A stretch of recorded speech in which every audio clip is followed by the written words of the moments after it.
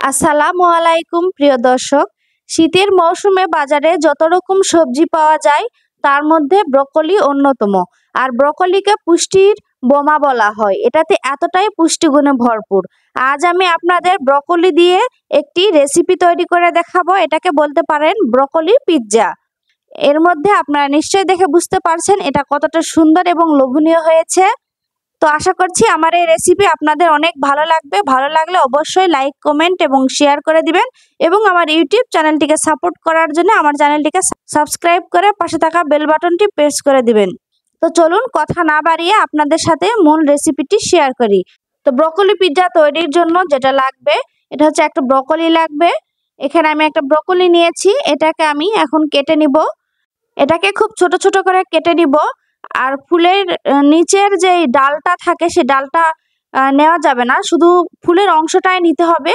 সামান্য একটু ডাল থাকলে সমস্যা নাই, কিন্তু ফুলের নিচের যে বড় ডালটা থাকে সেটা নেওয়া যাবে না। এখানে আমি এটাকে আরেকটু ছোট করে কেটে নিব যতটা সম্ভব আর কি।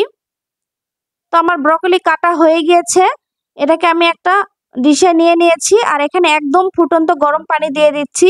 এটাকে ঠিক 5 থেকে 7 মিনিট গরম পানিতে ডুবিয়ে রাখবো। একই সাথে এটা ধোয়া এবং নরম হয়ে যাবে। 7 মিনিট পর এটা গরম পানি পেয়ে এটার কালারটা খুব সুন্দর হয়েছে। এটা আমি এখন পানি ঝরিয়ে নিব। আর এখানে আমি পেঁয়াজ কলি নিয়েছি 2টা, আর 2টা পেঁয়াজের পাতা মানে গাছের অংশ নিয়েছি। এটাকে আমি এখন খুব ভালো করে ছোট ছোট করে কেটে নিব, যতটা সম্ভব ছোট করে কাটতে হবে। তো আমার পেঁয়াজ কলি কাটা হয়ে গিয়েছে। এখানে আমি 2টা পেঁয়াজ নিয়েছি এবং একটা কাঁচা মরিচ নিয়েছি। পেঁয়াজটাকেও খুব ভালো করে কুচিয়ে কেটে নিতে হবে। আর কাঁচা মরিচটা আমি নিয়েছি, এটা বেশ বড়।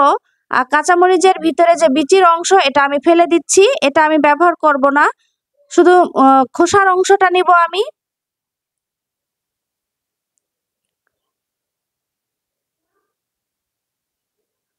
এই রেসিপিটি এতটাই মজার যে আমি তৈরি করার পরে এটাকে ডেকোরেশন করতে দিচ্ছিল না আমার ছেলেরা, মানে খাওয়ার জন্য অস্থির হয়ে গিয়েছে। এতটাই টেস্টি, এতটাই মজার। আপনারা অবশ্যই বাসায় একবার ট্রাই করবেন, না হলে কখনো বুঝতে পারবেন না যে ব্রকলি দিয়ে এত সুন্দরভাবে মানে একটা রেসিপি তৈরি করা যায়।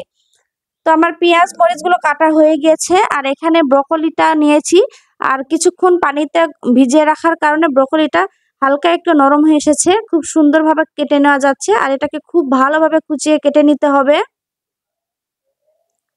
আর আমি কোন কোন উপকরণ ব্যবহার করেছি স্ক্রিনে দিয়ে দিয়েছি, আপনারা ভালো করে দেখে নেবেন।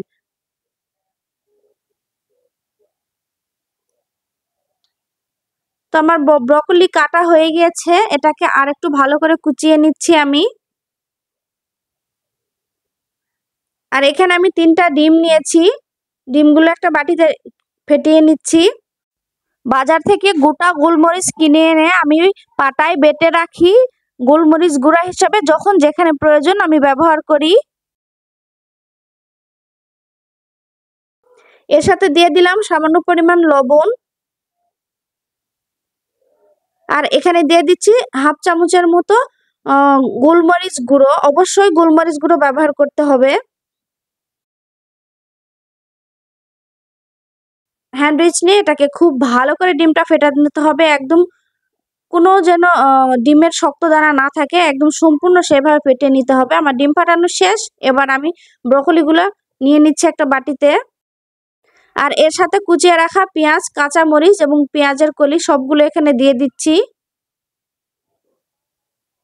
খুবই অল্প উপকরণ এখানে ব্যবহার করতে হয়, আপনারা অবশ্যই একবার বাসায় ট্রাই করবেন। সাথে দিয়ে দিলাম স্বাদ মতো লবণ। লবণের স্বাদটা অবশ্যই বুঝে ব্যবহার করবেন, কারণ এখানে লবণ চেক করার কোনো ওয়ে নেই। আর এর সাথে দিয়ে দিলাম আবারও সামান্য পরিমাণ গোলমরিচ গুঁড়ো আর ভেঙে রাখা ডিম। আর এখানে আমি একটু চিজ নিয়েছি, 1 টেবিল চামচ পরিমাণ হবে। বাজারে কয়েক রকমের চিজ পাওয়া যায়, একটা আছে যেটা 1 প্যাকেটের মধ্যে ছোট ছোট করে কেটে রাখা। এই চিজটা বেশ ভালো, যতটুকু প্রয়োজন আমরা বের করে ব্যবহার করতে পারি। আপনারা যদি চিজ না দিতে চান সেক্ষেত্রে না দিবেন, শুধু ডিম দিয়ে তৈরি করতে পারবেন, খুবই ভালো লাগে। তো আমি একটা ফ্রাই প্যান দিয়ে রেখেছি, আগে থেকে ফ্রাই প্যানটা গরম হয়ে এসেছে, তেল দিয়েছি। সেটাতে খুবই লো হিটে এটাতে আমি ব্রকলিটা দিয়ে দিচ্ছি আর ঢাকনা দিয়ে দিচ্ছি। এটা ঠিক 7 থেকে 8 মিনিট একটু ভেজে নিব।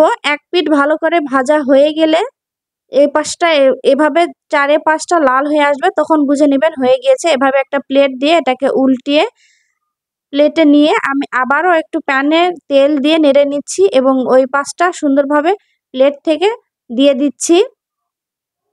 আর এই পাট আবার 3 মিনিটের মতো জাল করার পরে চুলার জালটা অফ করে ঢাকনা দিয়ে রেখে দিবেন ভালো করে ভাপটা বসার জন্য। আর ভালোভাবে ভাপটা বসার পরে এটা দেখুন এরকম হয়েছে। আর এটা খুব সুন্দরভাবে কেটে নেওয়া যাচ্ছে। ব্রোকলি যদি খুব ভালো করে কুচিয়ে নিতে পারেন তাহলে এটা কাটতে পারবেন খুব ভালোভাবেই, কোথাও আটকাবে না। আর ব্রোকলি যদি কাটা আপনার একটু বড় হয় তাহলে এভাবে কাটতে পারবেন না, আটকে যাবে, ভেঙে যেতে পারে। আমি আপনাদের একটা তুলে ভেঙে দেখাচ্ছি এটা কতটা সুন্দর হয়েছে। আশা করছি ঘরোয়া উপকরণ দিয়ে ইউনিক এই রেসিপিটি আপনাদের কাছে অনেক ভালো লেগেছে। আপনারা অবশ্যই একবার বাসায় ট্রাই করবেন, ছোট থেকে বড় সবাই খুবই পছন্দ করবে। তো আজকের মতো বিদায় নিচ্ছি, সবাই ভালো থাকবেন, দেখা হবে পরবর্তীতে নতুন কোনো ভিডিও নিয়ে। আল্লাহ হাফেজ।